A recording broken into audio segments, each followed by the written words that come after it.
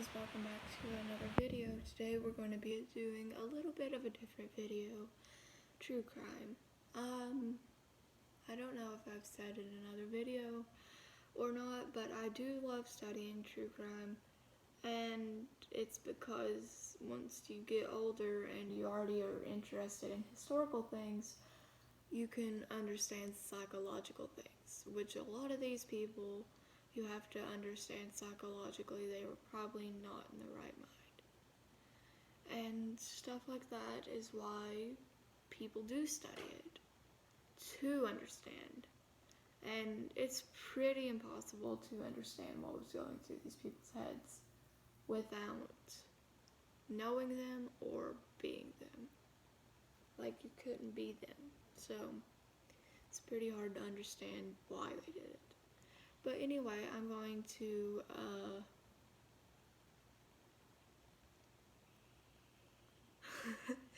sorry, someone texted me a funny text. Anyway, I'm going to recommend 2 books. I do study mobsters, gangsters, and serial killers / cannibals. So first book, I'm going to cover up the sticker because I can't even take the sticker off because they put stickers on books and whatever. It's Scarface and the Untouchables. It's Elliot Ness and Al Capone, because Scarface was Al Capone's nickname. If you did not know, Al Capone was a mobster that was in the St. Valentine's Day Massacre. He was in Alcatraz prison. And he grew up in a pretty rough neighborhood. Honestly, I think that's why he got interested in it. He was around it his whole life. Again, covering the stupid sticker, it's Creepy Crawling. It's Charles Manson and his family. I do believe there's 7 of the Manson family, and I think it was 6 girls in Manson. I'm not sure if it's 6, it may have been 5. I don't remember, quite frankly, but it's one of America's most infamous families because what Charles Manson did to people and stuff. So I also have card decks, because kind of weird. I have gangsters and mobsters, I guess. Yeah, it says with mobsters, gunmen, cops, and robbers. And then serial killers. I think the serial killers are a little bit more interesting, because I like them a lot better. But today we're going to be looking at Nanny Doss, the giggling granny / nanny, because she goes by both, the giggling nanny and granny. We're going to be looking at John Wayne Gacy, the killer clown / Pogo the clown, and Patches the clown. Those were his nicknames. I say nicknames, it was what he went by when he killed. Ted Bundy, Dean Corll, Jeffrey Dahmer, Dennis Rader, and Harold Shipman. I think we're going to look at Richard Ramirez. Our main focus is on Harold Shipman and John Wayne Gacy. Guess we can start and go ahead on. We can do Giggling Nanny first. So Nanny Doss is an infamous serial killer. I have a list of the 33 worst serial killers that ever walked the earth. And she's one of the only females on it. There's 3 females, Aileen Wuornos, I can't even pronounce her name. It's Leonarda something. It's like another name I don't know how to pronounce, so I'm not even going to attempt it. And Nanny Doss. And I think there's one more. Her name's Myra Henley, I think is the last one. And she was with the Moores murders, her fiance killing. It's kind of bad when you and your fiance are both crazy enough to murder someone. But the Giggling Nanny was called the Giggling Nanny because whenever she was in court and doing stuff committed for her crimes and saying that she was guilty for them, and she would be telling them absolute most terrible murder stories that she committed. And she couldn't keep a straight face. She kept laughing and giggling and going on and having a blast talking about what she did. It says she was a black widow, poisoning 4 husbands and collecting the life insurance. Basically saying she would get married so she could get money by killing them. because she needed money or she wanted money or something like that, and they probably wouldn't give it to her. And it said she dispatched anyone who got in her way, including her mother and 2 sisters. A lot of serial killers and stuff, if you look into it, have family issues or do target their mom, their dad, their siblings, maybe even cousins. I watched a documentary today. One of his first victims was his 13-year-old cousin.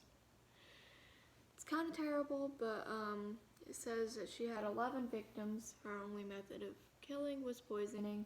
She was born on November 4th, 1905, and supposedly died on June 2nd of 1965. She died in prison. Usually it says if she died of beatings in prison or something, so I'm guessing she died of natural causes. I'm not quite sure on that. And she was active in 1927 to 1954, which are probably the spans of her crimes and like the years that she was starting to be a serial killer. She was active in 4 states, right there at the very bottom. Yeah, pretty bad thing. Next we have Dean Corll, or Dean Arnold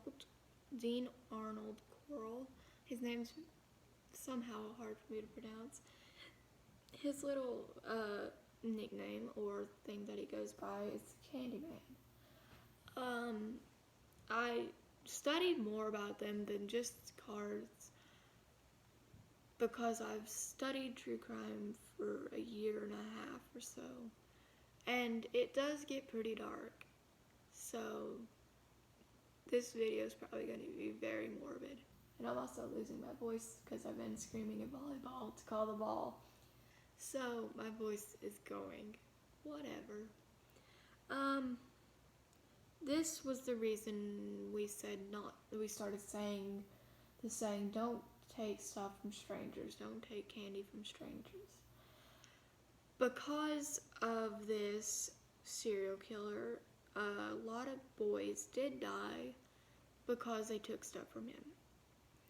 He would lure boys into, I think, a van or some sorts of car or transportation, and he would promise of parties and like drinking alcohol and candy and just stuff that could make sure a kid would want to go with him.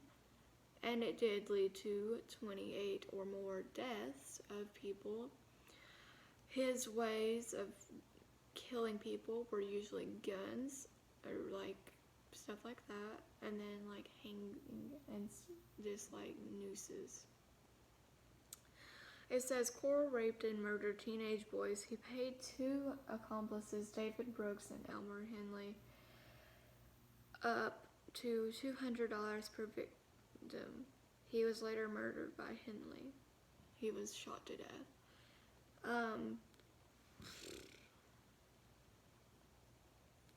He was born on December 24th in 1939, and in August 8th of 1973, he was shot. He was active from 1970 to 1973, so his span of crimes was roughly 3 years. His only state he killed in was Texas.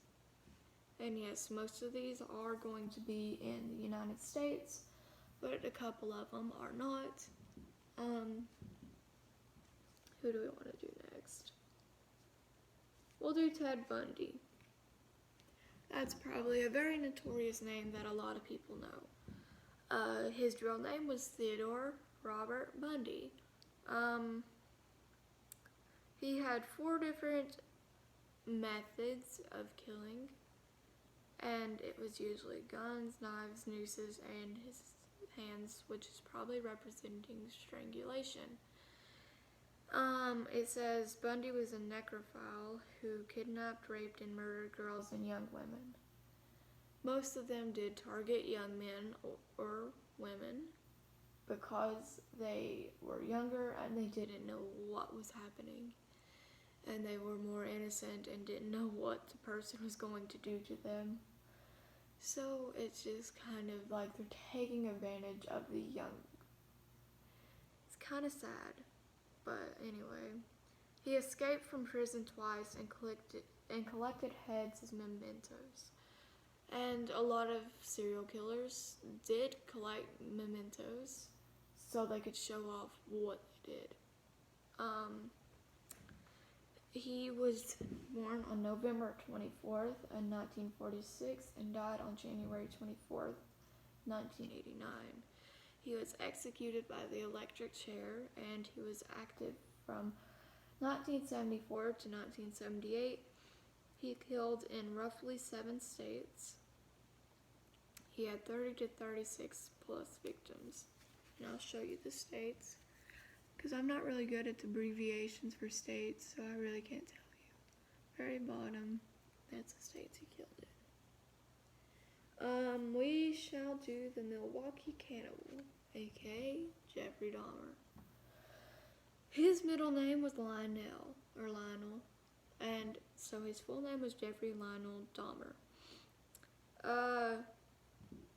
He did target younger boys or young men because, like I said before, they take advantage of the youth. He had 3 methods of murdering or killing his victims. He did hang them or put them on nooses. He did strangle them, and he did poison them. It says that he has 17 victims. And it also says he was a cannibal and necrophile who lured boys and young men into his home where he would drug, strangle, and then dismember his victims. So a lot of them did dismember their victims and then either cannibalize them, hide them, or hang them up as trophies. None of those are really good things. And it's really hard to think what could have been going through their head enough to like cannibalize a person, because nobody was put on this earth as a cannibal. But if you look back in history a couple times, there has been cannibalism and stuff like this. This is not one I was going to talk about, but it's Gilles de Reyes. If anyone has heard of Joan of Arc in their social studies lessons in any grade of school, he was thought to be a hero. He was really close with Joan of Arc and everything, but he is on the list with one of the worst serial killers that ever walked the earth. He was thought to be innocent. He was a murderer and a killer, and he did really kill and make people angry because he was thought to be innocent. And that's why Joan of Arc was also not thought to be innocent, because she was supposedly helping him. If she was or if she wasn't, I don't know. I'm not really going to get into that, but that's just why would there be serial killers in the 1500s or before. But so he was born on May 21st, 1960, and died on November 28th, 1994. He was beat to death in prison. His years active were 1978 through 1991. He was active for quite a few years, and he killed in Ohio and Wisconsin. We shall do Ricardo Richard Ramirez. Ricardo is his first name and Ramirez is his last. He goes by Richard. His nickname, or the serial killer name he got, was the Night Stalker. And the photo of him is his hand, and he has the sign of the devil on his hand. Or the star. I forgot what it's called. But he did worship the devil. And a lot of these people did. but that's why another reason they wanted to do it, or they were getting revenge, or they were treated bad as a child. He had two methods of killing, which was guns and knives, so shooting and stabbing. It says he has over 14 victims. Ramirez was a drifter and devout Satanist who broke into homes to rape and or murder everyone inside. He never expressed any remorse for his crimes. Never felt sorry for killing the people he did. Like I said, and it said, he was a Satanist. I'm not saying that's a bad thing, and I'm not saying it's a good thing. It's more of a bad thing because it makes people do stuff like that, I believe. And he was born on February 29th of 1960. And June 7th of 2013, he died in prison. He was active from 1984 to 1985. 1 year, he killed over 14 people. He only killed in California. I don't know if you guys will be able to see it, but there's his hand with the star on it. And I guess the last, one we're not going to go super in depth with is Dennis Lynn Rader, BTK, or the BTK killer. Also known as Bind, Torture, Kill. That was what BTK stand for, because he would bind his victims up and he would torture them and then eventually kill them. If I say they were hung or they hung their victims, they could have also tied their victims up. It doesn't necessarily have to be them hanging by their neck. It could be them being unable to move their hands, handcuffed, but with ropes and stuff. Just tied up and stuff. It says he had two methods of killing, supposedly hanging or binding the person up, and stabbing. He had 10 victims.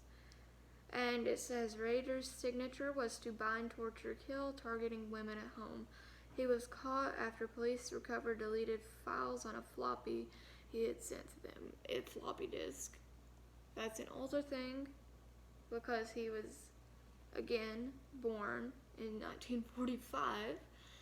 So he probably was around whenever floppy disks were big, and so that's why. That just shows that no matter what's on the internet, you can find it, even if you delete it, or people will remember it. He was born on March 9th, 1945. He is not dead.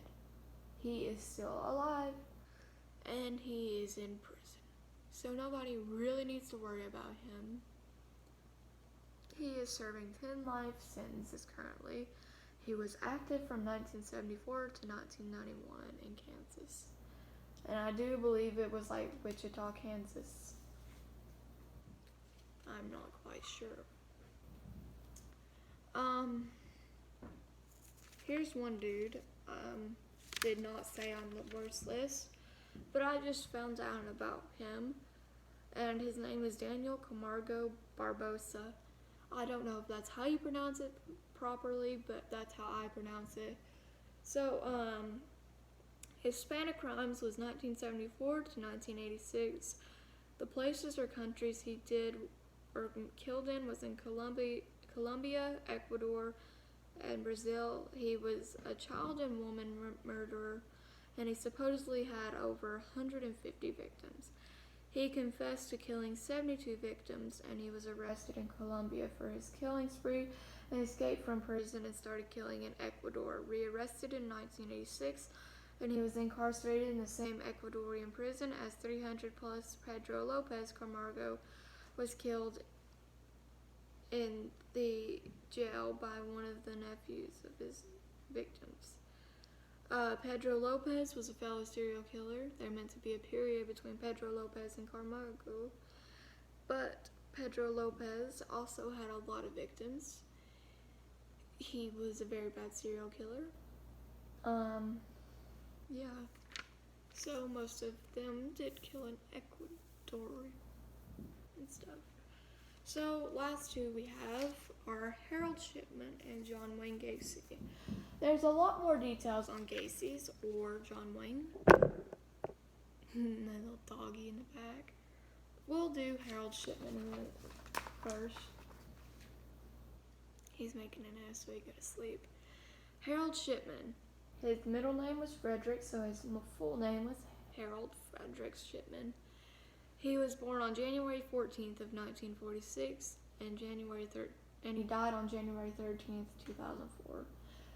And it was a day before his birthday. I'll bring that up in a minute. He was also known by quote-unquote friends. He didn't really have friends, they were more of acquaintances. He was also known by them as Fred Shipman because his middle name, and they abbreviated it, and they didn't want to call him Harold. He was an English general practitioner who is thought to be one of the most prolific serial killers in modern history. He had approximately 250 victims. They found evidence for 218. They don't know if it was, he said 250. The studiers, or the people that study him, or his crimes, said it was 218. It's somewhere between 200 to 250. Some people he said he killed only 70-something. There's just different rumors, but I don't know who's right and who's wrong. On January 31st of 2000, he was found guilty of 15 patients under his care. That means that he killed 15 people, and he was convicted of being guilty on January 31st, 2000. He died by hanging on January 13th, 2004, a day before his 58th birthday. Some people say it's his 52nd birthday, some people say it's his 58th. I think it is his 58th because I calculated it, so it's up to them. Because some people argue no matter what. He also goes by Dr. Death, the Angel of Death, and the Good Doctor. I don't know why he would go by the Good Doctor. He was a really terrible doctor. He had a wife, Primrose Oxtoby. I'm sorry if I said that wrong. He also had 4 children. Think of a man killing over 250 people. Or at least 250 people, maybe less. And having 4 children at home and a wife. Just imagine what his wife and children thought of him. I can guarantee you it's probably not a good thing. His crimes or his killing spree went from 1975 to 1998. He killed in England, and he was apprehended on September 7th of 1998. Also, I'm not going to go much into depth about their younger lives. I'm going basically when they started killing or they started getting arrested and stuff. So, 80% of his victims were elderly women. His youngest victim was a 41-year-old man. He supposedly killed patients as young as 4. That's still not proven if it was or was not. He is also the only British doctor known to be guilty of murdering his patients, although other doctors have been acquitted to or of similar crimes or lesser charges. So he was really the only person or doctor to be capable or wanting to do these crimes. Lastly, we have John Wayne Gacy. A lot of people probably immediately know who that is based off me just saying the name. There's a place over in Pigeon Forge, Tennessee, I believe. It's Alcatraz Museum. It's a cool little attraction. It's like the Titanic Museum and stuff like that. But it has artifacts from serial killers. Like, it has his clown suits. It has a typewriter, like Jeffrey Dahmer typed on or somebody. Just stuff like that. And it's real and, like, it's not just Alcatraz, per se. It has stuff from the Salem witch trials and pirates and just things. It's a really cool museum. Again, if anyone's interested, they probably go check that out. John Wayne Gacy.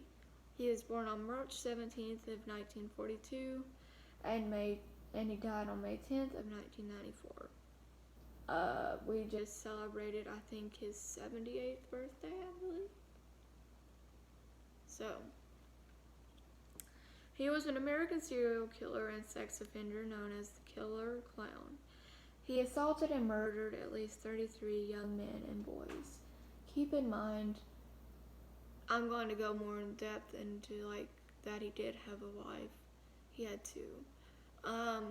But his second divorce was because he kept bringing young boys and men home. And his wife was like, why are you doing this? And that's why it led to a divorce. And he was happy because with her and the two children out of the way, he could continue his crimes. He went to children's hospitals and birthday parties as Pogo the Clown or Patches the Clown. Typically you will see Patches the Clown as the brown, less known jumpsuit or clown, and Pogo is the rainbow bright one that he did his paintings on. His height was 5'9". I'm 5'5", so he's only 4 inches taller than me. He's a pretty short dude. I say pretty short because I say 5'9" is kind of tiny for a full-grown man. But yet again, he was rounder and so I guess the rounder a person is, the shorter they are. I'm not saying that to be offensive. I'm just curious in saying that. His cause of death was lethal injection. He had 2 wives along with 2 children. I do not believe the children were biologically his. I think his second wife had children already and he married her and he had the 2 children. I don't believe it was his own children. His spouses were Marilyn Myers and Carol Hoff. Marilyn Myers, him and her lasted 5 years from 1964 to 1969. No, it was 5 years. I think I've said 5. Carol Hoff and him lasted 4 years from 1972 to 1976. Also, I don't know why my light keeps going in and out, like my phone keeps doing that. His convictions were criminal stuff like 1 count of sodomy.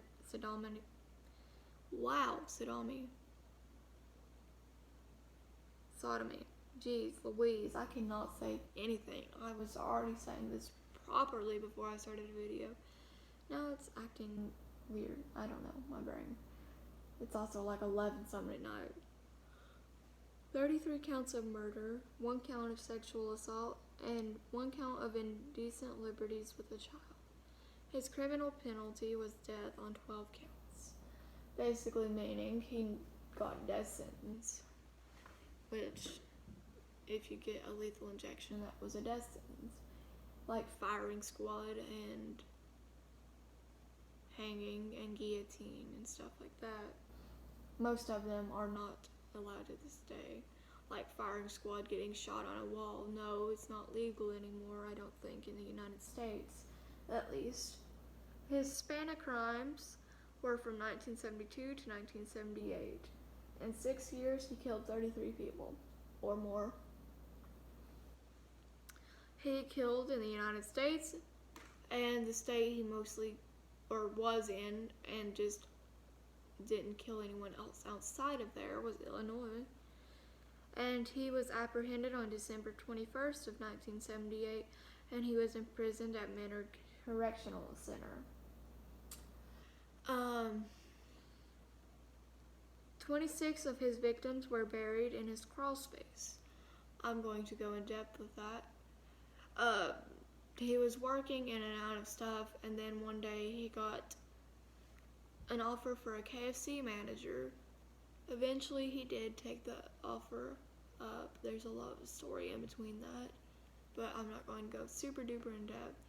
But KFC, he had employees and stuff, and some of his employees were thought to help him with his murders. Some of them helped bury people in the crawl space. They would dig trenches. And honestly, there was 2 search warrants in his house.